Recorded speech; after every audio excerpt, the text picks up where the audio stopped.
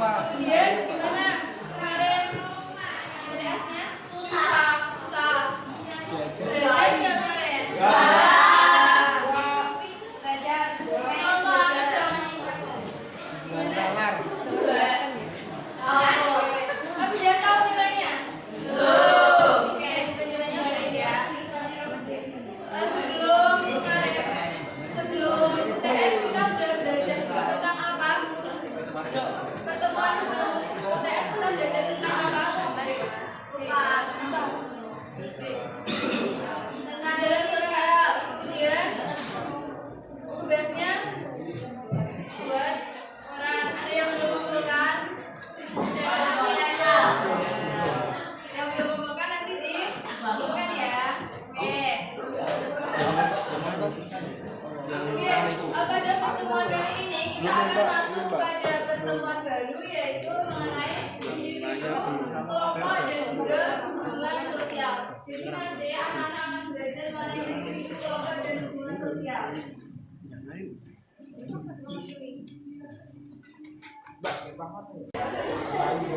Oke, saya absen dulu ya. Oke, Mbak absen dulu. Ahmad Zudan Al-Ghifari. Kenapa? Oh, ada suratnya? Oke, Adilan Nurhatana. Kemudian ini surat apa? Ada yang mau menyimpulkan? Bansos. Apa yang kalian lihat setelah melihat gambar ini? Transaksi jual beli terus? Beli musang. Musang nggak ada musang ini. Cendal. Jual beli jabatan. Polisi. Polisi. Iya, di foto lagi yang di jalan. Ada polisi. Jabatan. Kemudian apa sih yang mendasari individu melakukan hubungan sosial di atas? Kenapa kok individu tersebut melakukan hubungan sosial? Karena ada apa? Karena jodoh. Kebutuhan. Kemudian karena itu yang menerima dapat. Kemudian hal yang membutuhkan yang membeli butuh sembari mutualisme lebih jelas. Kemudian bagaimana terjadinya hubungan sosial antara individu sama manusia lain? Gimana hubungan itu bisa terjadi? Gimana hubungan sosial bisa dapat terjadi antara individu yang satu dengan yang lain?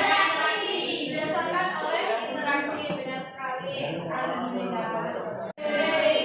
Kemudian kalau dalam sosiologis, individu adalah manusia yang hidup berdiri sendiri, merupakan kesatuan yang terbatas, yaitu sebagai manusia yang perseorangan, bukan sebagai manusia keseluruhan. Kalau misalnya Melani ini individu atau kelompok? Individu. Tetapi kalau kelas 10C ini individu atau kelompok? Kemudian misalnya keluarga yang terdiri dari ayah, ibu, dan anak. Ayah merupakan individu dalam kelompok sosial keluarga. Berarti keluarga adalah sebagai kelompok. Selanjutnya adalah kelompok. Dalam bahasa Inggris kelompok adalah social group. Sosial yang artinya masyarakatan dan juga grup yang artinya kelompok atau golongan. Sehingga kelompok adalah suatu kumpulan orang yang mempunyai hubungan dan juga saling berinteraksi satu sama lain serta dapat mengakibatkan tumbuhnya perasaan bersama atau tujuan bersama. Nah, kelompok sosial ini didasarkan pada proses interaksi dan juga proses sosial. Tentang individu dan kelompok sudah jelas? Sudah, individu dan kelompok sudah jelas ya. Kemudian kita akan bicara mengenai syarat dari kelompok. Apa sih syaratnya? Ada 5. Yang pertama adalah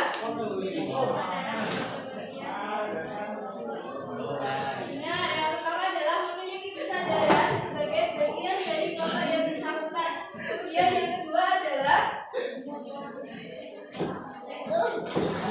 adanya hubungan timbal balik antara anggota yang satu dengan yang lain. Kemudian yang ketiga adalah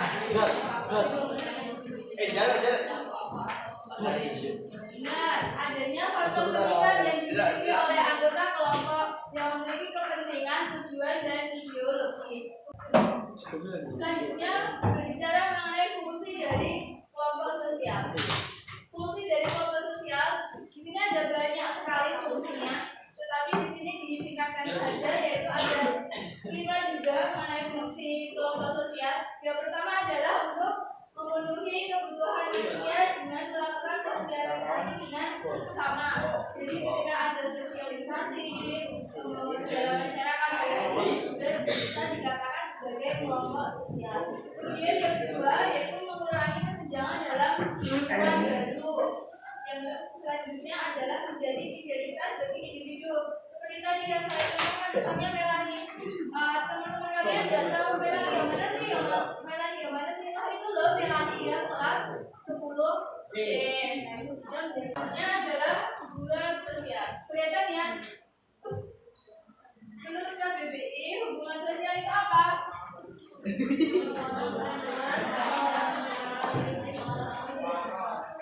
Ya, hubungan seseorang dengan orang lain dalam pergaulan hidup yang ada di tengah-tengah masyarakat. Kemudian, hubungan sosial itu juga merupakan hubungan organik antara individu yang satu dengan individu yang saling mempengaruhi berdasarkan kepada kesadaran saling tolong menolong. Kalian di kelas ini saling tolong menolong enggak? Enggak. Enggak ada saling tolong menolong sama sekali? Tidak.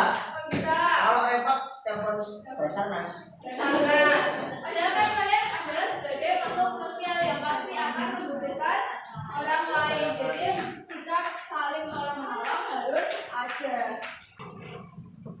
Kemudian faktor pendorongnya apa sih? Faktor pendorong hubungan sosial. Nah, faktor pendorongnya itu ada 2, ada internal dan juga ada eksternal. Nah, yang internal itu apa aja? Ada yang Eva disebutkan, Eva. Adanya keinginan untuk meneruskan keturunan perkawinan, adanya keinginan untuk memenuhi kebutuhan sosial, adanya keinginan untuk bertahan hidup, adanya keinginan untuk melakukan komunikasi dengan sesama. Ya, benar sekali. Terima kasih ya, Eva. Nah, yang terakhir ini yaitu faktor pendorong eksternalnya ada 6. Yang pertama adalah Simpati, motivasi, empati, kemudian imitasi, sugesti, dan identifikasi. Nah, karena di sini belum ada pengertiannya, belum ada contohnya, maka silakan kalian carilah pengertian dari masing-masing kalian ini dan berikan 3 contohnya. Saya akan berikan contohnya Satu-satu, Mbak. untuk tugasnya dikerjakan ke meja, jadi 2-2. Kamu yang suka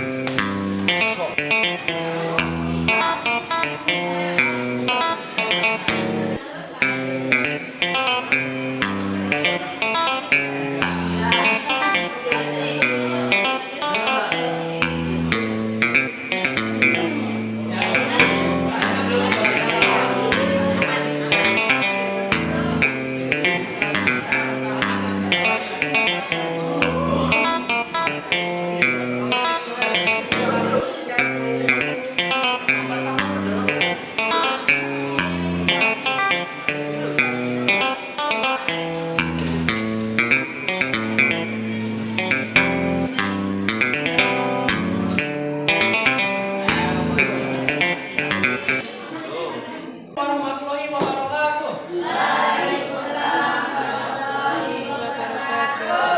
Saya Arya Putra Ramadan dan teman saya Fardan akan membagikan hasil kami tentang empati. Nomor 1, jelaskan pengertiannya. Pengertian empati adalah keadaan di mana seseorang memahami dan merasakan apa yang orang lain rasakan. Nomor 2, berikan 3 contoh empati sebagai faktor pendorong eksternal hubungan sosial. 1. Kegiatan sosial. Kegiatan sosial dapat membantu orang-orang saling memahami dan merasakan empati terhadap satu sama lain. 2. Aktivitas kemanusiaan. Aktivitas kemanusiaan dapat membantu orang untuk saling berbagi dan peduli terhadap satu sama lain. 3. Peristiwa besar. Peristiwa besar dapat membuat orang-orang untuk saling bersatu dan saling membantu satu sama lain. Terima kasih teman-teman.